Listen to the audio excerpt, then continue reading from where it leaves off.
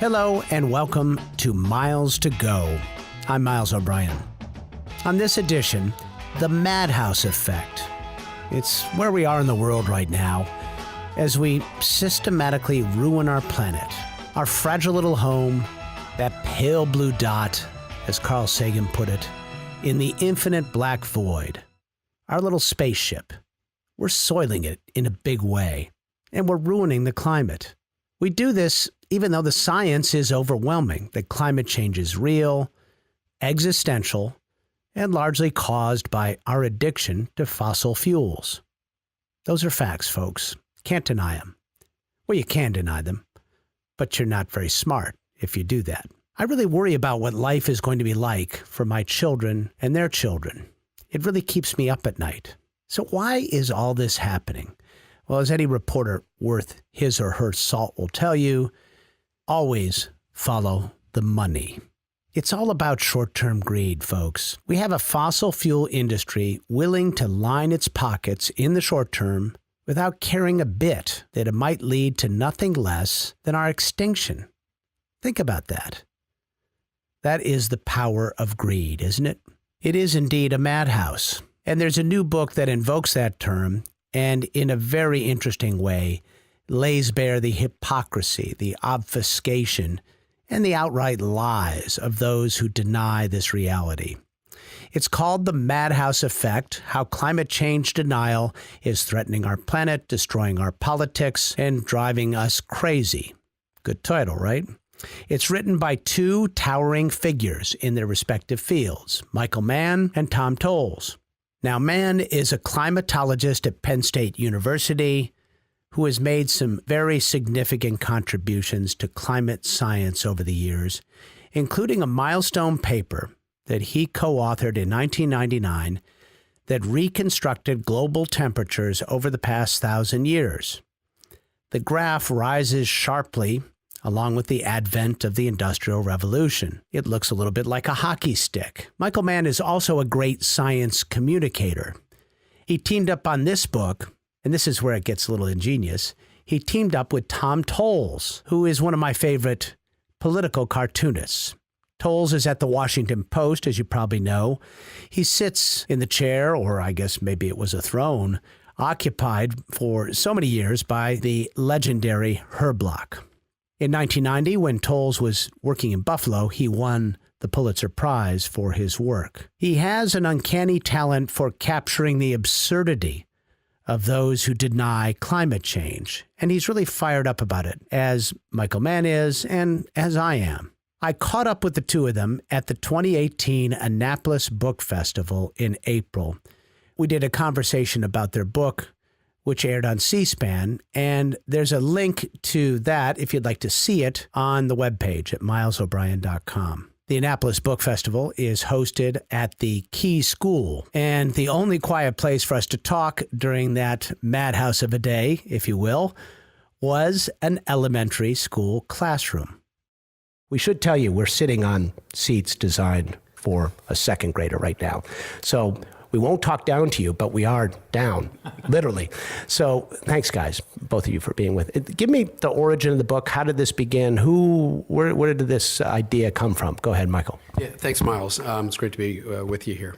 So this came together. We actually had a mutual friend. He was my publisher at Columbia University Press for a previous book I'd written. That actually led to me using some of Tom's cartoons in that previous book, and Tom was kind enough to let us do that at no cost. And we sort of all kept in touch. And Patrick, I guess, came to us, a few years later and said, have you guys thought about combining forces, working together, using Tom's cartoons to tell this story in a new way, bringing humor, satire, ridicule, irreverence to a topic that has become so partisan, so ideological to some people that it's difficult to reach people through sort of the normal means. You have to sort of think outside the box. How can we reach people who have been immune to the message of what the science has to say? And of course, satire, humor, it's a secret weapon. And so for me to be able to work with, in my view, one of the great satirists of our time, Tom Toles, was a once-in-a-lifetime opportunity. And I jumped at that opportunity, and I'd I'd like to say we had a lot of fun writing the book. I mean, to the extent that you can have fun about, writing and describing an existential problem that we face. But it was very enjoyable to work with Tom on this project. So Tom, when he called you up and said, "Let's try this," did you immediately think this was a great idea? Yes, I said yes before I heard any of the details. The dinner that I met our mutual friend Patrick at, I had been spending a lot of time at the dinner talking about climate, which is kind of an unusual topic for a cartoonist to be talking about. It's also questionable social hour dinner table conversation, but I've had those conversations before. I know what that's like. Yes. Well, anyway, I think about how to communicate all the time, but I also think about what are the important subjects, and climate just floated up because it is maybe the most important subject we're facing right now, problem we're facing right now, and secondly, it has been so badly covered by the media when we did our panel earlier. Ouch, really. You're killing me already. All right, go ahead. Well, there's been several problems with the coverage. One is it has been undercovered. Secondly, as you mentioned earlier today in our panel, the false equivalence and the providing two sides to the story when there really only was one factual side to it. And now that the coverage has gotten past those two things, it is getting covered, it is being covered better. What is now missing is I feel that the subject ought to be page one material all the time, and the media is not communicating the degree of crisis that it is. But anyway, so my interest in cartooning, it's never been like the most popular cartooning topic because A, it's undercovered, B, it's a little hard to understand, and the problems have been in the future for most of the time I've been cartooning it. Now the problems are here. Now the visuals are so much easier because you've got the actual fires, the flooding, the tornadoes, the hurricanes. There's lots to draw now that's actually happening. So it's gotten to be easier to cartoon. But my thrill to work with Michael Mann is that, as interested as I've been in the subject, I'm not an expert. People say, well, I'm not a climate scientist. Well, I'm not a climate scientist either, but I actually happen to know one now. And so when there's something that I'm dealing with, or we're just going through the book with him, I was testing my understanding about what he was writing. And, I was pretty close on most things, but it was always education for me and a testing of my understanding of the topic against the actual facts. So it was great to work with Michael also.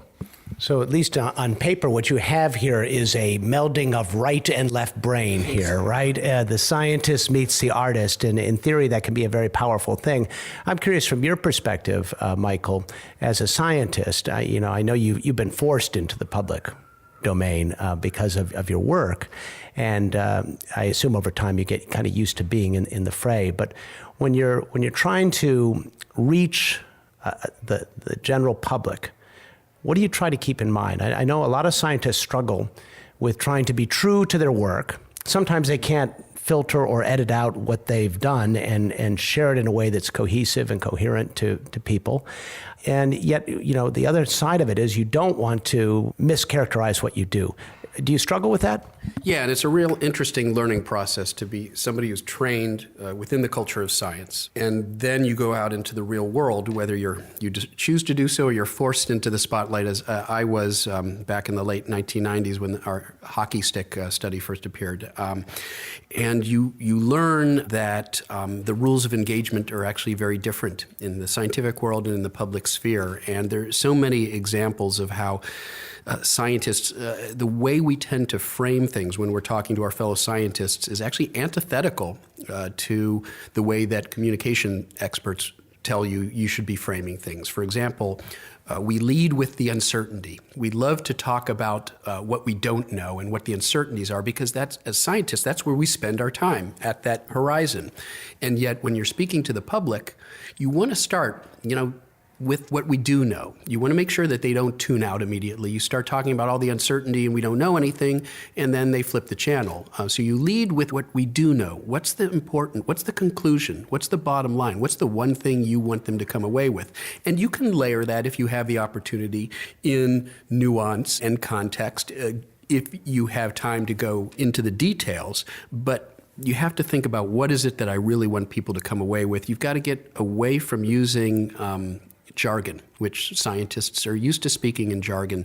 The rules of scientific engagement are almost the opposite of the rules of effective communication. And that's the real challenge as a scientist, is to begin working with communication experts, begin working with people in that domain, and learning from them and learning what works, and not sort of approaching it from the way that all too often scientists approach a problem is, well, you just tell me what the problem is, I'll figure out how to solve it. No, you actually have to work with experts outside of the discipline, experts outside of the field of science if you want to communicate your science. Do you feel, I have this strong feeling these days that scientists no longer have the luxury not to do this. I mean, I think we can all agree there are some scientists who shouldn't come out of the lab ever, right? They don't do us any good, and we know who they are. Let them stay there and do their work. But those who can communicate, I really think must almost at this point, because not only are we talking about climate change here, we're just talking about faith in the scientific process, support of science, federally funded science. All of that is in jeopardy right now. Would you go along with that? Would you think that, would you tell your fellow scientists that you must be doing this if you have the skill set? Yeah, it's a great question. And it reminds me of a book that some colleagues wrote some years ago. Chris Mooney, who's now at the Washington Post, Cheryl Kirschenbaum wrote this book, Unscientific America. And it's sort of about the legacy of science and science funding and sort of the Cold War, where scientists didn't have to make their case. It was understood that we needed to fund basic scientific research if we were going to win the Cold War, if we were going to develop the technological innovations that society depends on. And somewhere along the lines, their thesis is scientists sort of lost the inclination to make the case to the public because the money was just coming their way. They didn't need to do that. There was also, and this is something you and I have talked about, the Sagan effect, the fact that those scientists who did choose to be public spokespeople and communicators were often pilloried for doing so. In the case of Carl Sagan, a great scientist who certainly should have been in the National Academy of Sciences based on the fundamental scientific work he did, but he was blackballed from the Academy because some of his fellow scientists didn't like the fact that he was out there in the limelight doing something that many of them felt was beneath them, communicating to the public. A scientist should never sit on Johnny Carson's couch, right? So, Tom, the power of the pen here. Going back to Thomas Nast, cartoonists have had the ability to, a picture does speak 1,000 words, right?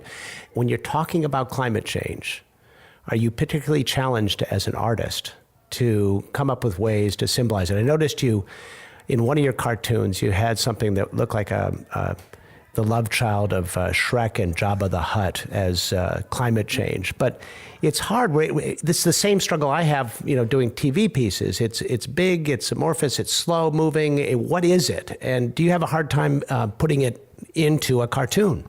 Well, certainly not anymore. Early on, before the symptoms started showing up, it was more just a matter of bringing the subject matter out into the page, and sometimes I would do expository, conversational things that outlined the subject matter, some of the defects in the opposition's thinking, and pillaring the people that were starting to stand in the way, singling them out as human beings and political figures, and shining a light on what they were doing that was against the public interest. It has gotten almost too easy. I can fill the panel with every manner of natural or unnatural disasters now, fires, flooding, the high waves, everything. It's all there. Much easier now. Unfortunately, it's easier because we're farther into the problem, and the problem is that much harder to solve now. In my side of the journalism realm, I have to constantly defend my stories to editors. And Jeff Zucker, the current boss of CNN, my old place of employ, famously said, we do more climate change, but people are bored with it, which I think is, a cop-out, of course, and says a lot about journalism in general. You're on the other side. In the opinion world, you're kind of sheltered from some of the requirements that I would have to try to sell a story. Can you just, tell the opinion editor at at the Post. This is what I'm doing for a cartoon, and if it's climate change, nobody gives you a hard time? Yes. I mean, the freedom I have to do what I want has evolved, but essentially, quite some time ago, I got pretty close to complete autonomy, which is great. It changes the nature of the work to being much more personal, honest, heartfelt, and I think that communicates over time, maybe not in every single cartoon. But in the question of climate, I faced the same thing. Early on, it was, nobody cares about this, nobody can understand it, you're not going to get any readers with this. And I thought, okay, well, I understand that. I would draw a climate cartoon, and it would rarely be one of the most popular ones. But then I look back at the problem, and I said, wait a minute, this is the problem of the late 20th century. There's no way I cannot do this. My job here is not to guess which is the most popular subject to do a cartoon about, but to try and try and try again to find ways to communicate this. And it has been a challenge, but part of finding an audience and getting people to understand things is not to cater to their preconceptions or their pre-existing interests. Sometimes just repetition will get people to understand something. So I figured even if I didn't hit the ball out of the ballpark every single time with a climate cartoon, if I kept hitting singles and bringing the subject back to their attention and back to their attention and back to their attention, they would start to, readers understand by the repetition, not only that this is something that you care about, it brings it closer into their awareness as something that maybe they should care about too. So repetition and trying every single thing I could think of was the way I approached the subject. You're a lucky person in the world of journalism to have that kind of, you've risen to the top and you have autonomy that most of us don't have. But I have seen changes. I remember back in the early days of CNN, we did regular science reports. We used to have a weekly science show back in the day. Imagine that, it's all gone now. But I remember one time bringing a story down. We used to have to play them for the supervising producer before they went on the air. And I played him something. It was something obscure. It was like something about buckyballs or something really scientifically, it was a difficult reach for the typical poli-sci guy in the newsroom, right? So I played the thing, and he said, he watches it, he's got his hand on his chin, and the piece is over 2.5 minutes, and he said, I know that's science, but that was actually interesting. And so, there is this kind of, we're against a sense in the newsroom that it's complicated, it's difficult to understand, they probably have PTSD over the periodic table from 8th grade, whatever the case may be. So I am curious, and I'm going to direct this to you, Michael. What can we do? I struggle for ways to, for the longest time, it was always the polar bear on the ice cube story, right? Which really got old, but at least it was a picture. And what you're talking about, Tom, is how this is changing because it's happening now. That's the good news and the bad news from my perspective, right? I can start telling this story in a way that gets people's attention. The question is it too late? But you've seen the media operate long enough now, Michael, to have some insights. What do you think we should be doing that we aren't to try to reach the public and get them engaged in this subject as they should be? Yeah, well, this is something sort of you alluded to earlier. There are these constraints as a journalist. Your editor may have a certain view about the need for some balance, and they are answerable to advertisers. And one of the real challenges is the working of the refs, I call it. We know what that means. It's basketball season. The working of the refs. The other side, the fossil fuel interests and their paid lobbyists and advocates, are very good at targeting journalists and journalistic outlets if they do hard-hitting commentary on the things that matter, because people don't really care about polar bears all that much. Some people do, and we should, but what do they care about? They care about epic wildfires and droughts and superstorms that they are seeing play out in real time, that they are being impacted by directly. Rupert Murdoch, his house was damaged in the worst California wildfire of all time. Of course, Murdoch funds one of the principal climate change denying media outlets, Fox News. And so there's all of this working of the refs, and the journalists hear from, the climate change deniers, and they're attacked if they start to connect the dots on the things that matter. Those are the things that when people start to understand that the worst flooding event of all time, Hurricane Harvey, that Maria, this monster storm that basically destroyed the infrastructure of Puerto Rico. The worst California wildfire on record happened out of season. It happened during what's supposed to be the wet season. People get it. They know something's going on, but too often media outlets fail to really connect the dots in their coverage of these extreme weather events. Often they fail to note that there is a connection with climate change. And some of that, I think, is historical in nature, and it sometimes seems too wonkish, and maybe your audience doesn't care about that context. But some of it is because of the pressure that's being exerted from the other side to not connect those dots. And I've seen it. I've actually seen stories, a draft of a story, and then the revised version of that story when it came back from the editors, and you can see that happens. Yeah, it does, and it's. Just this past year, and I do have to toot our own horn here at the PBS NewsHour a little bit, because we do strive to do that. I push very hard for these, I call them the teachable moments that news gives us, right? When there's a fire, let's get on record right now and make that connection, because what has happened over the years is interesting. Not only do you have newsrooms filled with these liberal arts people who are afraid of science and confuse the political journalistic technique of on the one hand, other hand, which doesn't really work in the case of peer-reviewed versus the Cato Institute, right? So when you make that connection, I think it's really important to seize those moments. But if you think about one of the great missed opportunities in this country, it's the local weathermen and women who historically have been acolytes of the likes of John Coleman, very noted climate change denier, or Bill Gray in Colorado, also a big skeptic at least. And the weather people have seldom made those connections. Now, you're at Penn State. That's a big meteorological school. One of the things I wonder is if they're teaching them better to put this in the greater context of climate.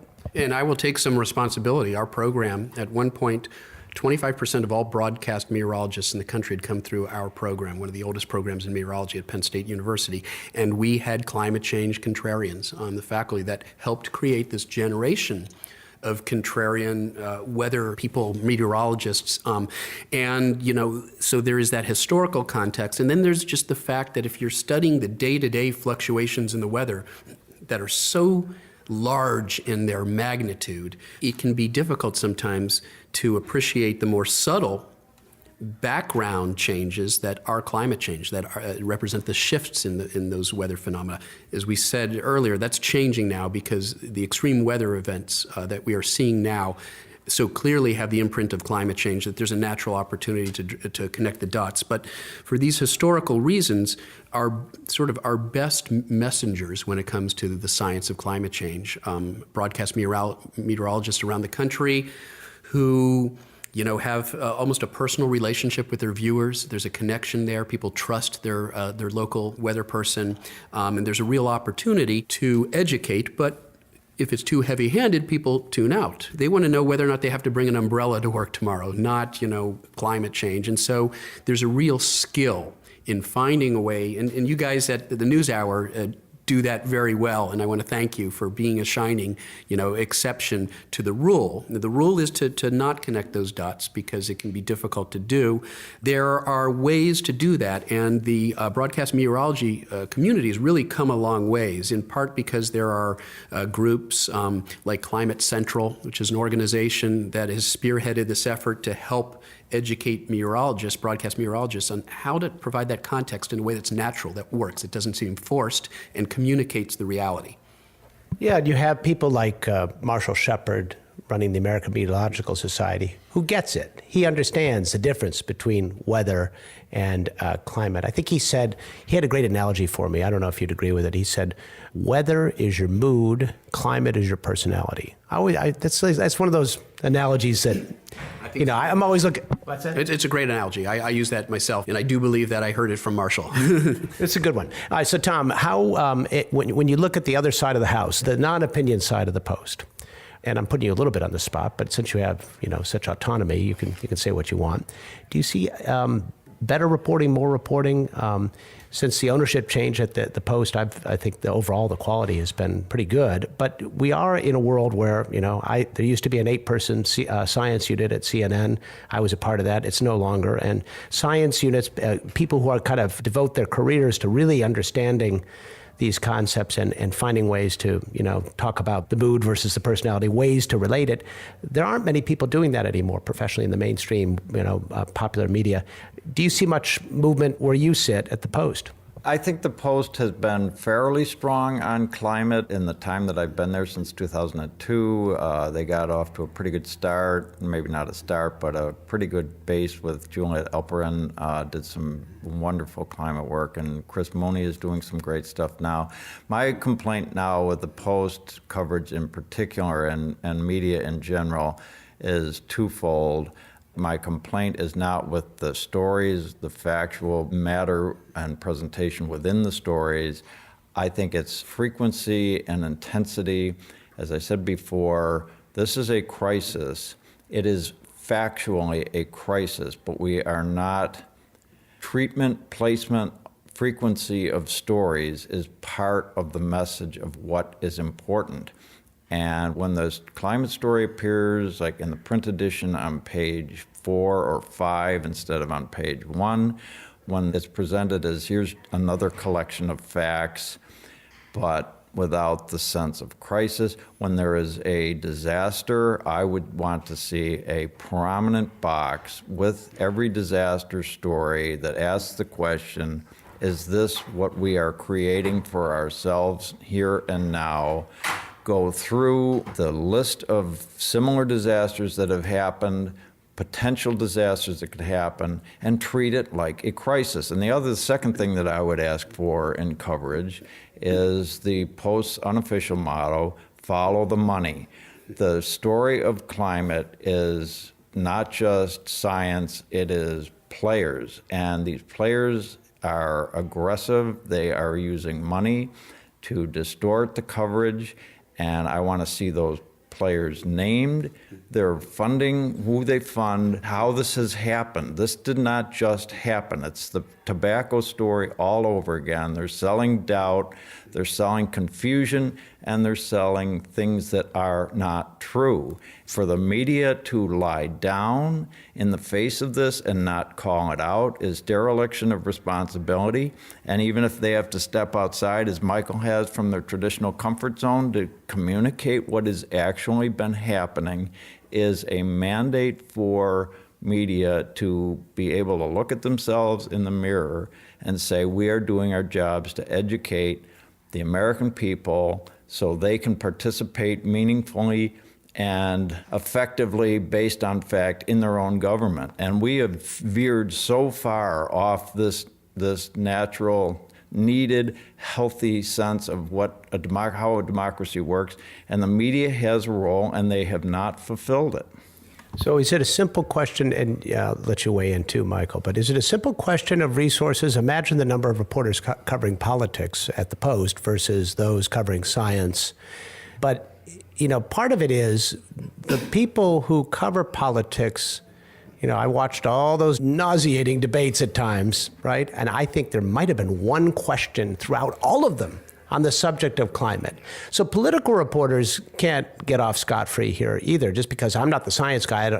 Can you think of another important issue that they could get away with not even asking a question over? Not to the same degree. The other issue in American politics that is downplayed in a way that's very damaging is wealth inequality. And I think you find some of the same problems there, but we're not here to, that's a whole different podcast. That's another podcast, yeah. Why I emphasize climate in my cartoons is I look, you run your radar across the world landscape and you say, what's important? And my unofficial question to myself every day is what needs saying? And it's not just a matter of leveraging off the latest goof that a politician does to get a funny chuckle. I'll do some of that too. Readers love it. I enjoy it. But you have to keep asking yourself what needs saying. And that's part of the job of journalism. And this is the thing that needs saying the most. All right, so Michael's dying to get in here, so go ahead.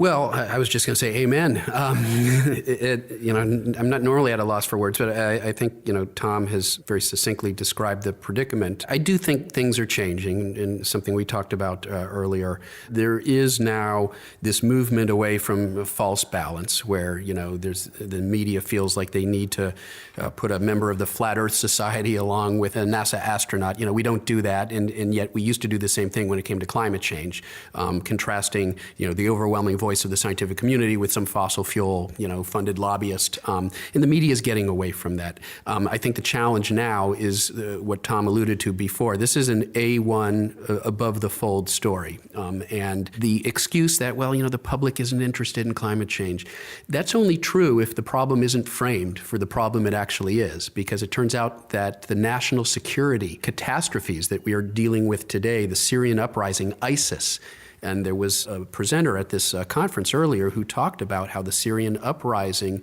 really is a manifestation of tensions over food and water and land that arose out of an unprecedented drought in Syria. So when Donald Trump says, we shouldn't be distracted by non-problems like climate change, we need to focus on international terrorism, there's a deep fallacy there. Actually, our national security community says that the greatest security threat that we face today is the increased competition for diminishing resources brought on by climate change. And so if it's framed in that way, if it's recognized that when we're talking about national security, when we're talking about terrorism, when we're talking about unprecedented weather disasters, each one of those has a climate change component to it. And yet too often that component is neglected. Those are the dots that we need to connect in our media if we're really going to communicate the reality and threat of this problem. That's the challenge for us, the connecting the dots. And as you say, the consistency, the repetition, not ignoring it. Okay, we're about out of time. I know you guys got to get going, but just a final thought, a few words on what you hope to accomplish with the book, Madhouse Effect. I really enjoyed the read. It's a great compilation. It's very accessible to people who haven't been dialed into the hockey stick like I have for 20 years. What do you hope to accomplish with it? Well, thanks, Miles, for the kind comments. It was a lot of fun to be able to work with an artistic genius like Tom. I mean, that's a once-in-a-lifetime opportunity to be able to use all the tools that he brings to the table to talk about this story in a different way. And that's what we're trying to do. Too often people tune out.